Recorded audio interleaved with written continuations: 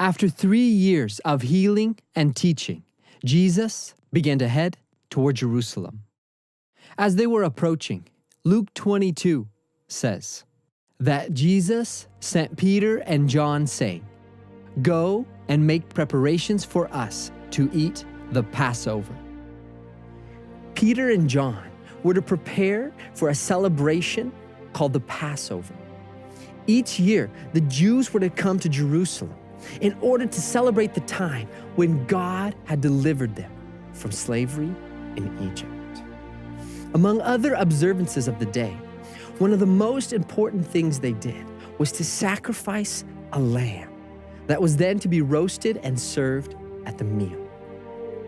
During the meal, they were to recall how God had told his people that at midnight, the angel of death was to go throughout the land and strike down the firstborn son of every household. There had been only one way to escape death. Each family was to choose a male, year-old lamb with no defects.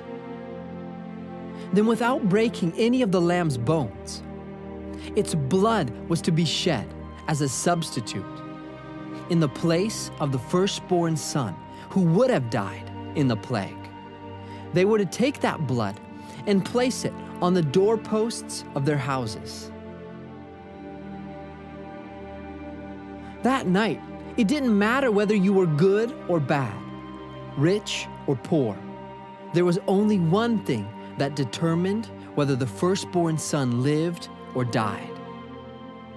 God had told them, "When I see the blood, I will pass over you." That is what they had gathered together to celebrate. But the disciples didn't realize that an even greater deliverance was at hand.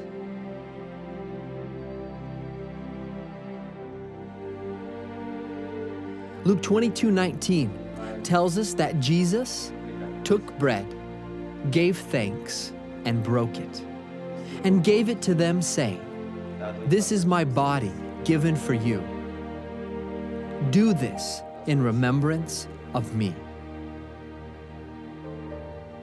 As Jesus took some bread and broke it, he told his disciples that it was symbolic of the way in which his body would be broken for them.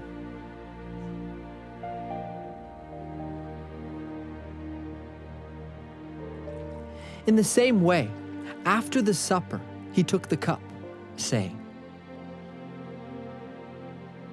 "This cup is the new covenant in my blood, which is poured out for you." At that Passover long ago, it had been the blood of the lamb that had been shed so that the firstborn son might live. But now, Jesus was telling them that his own blood was going to be poured out for them as their lamb, as their substitute, so that they may have eternal life. You see, that first Passover had been a picture illustrating and pointing to the death of Jesus Christ.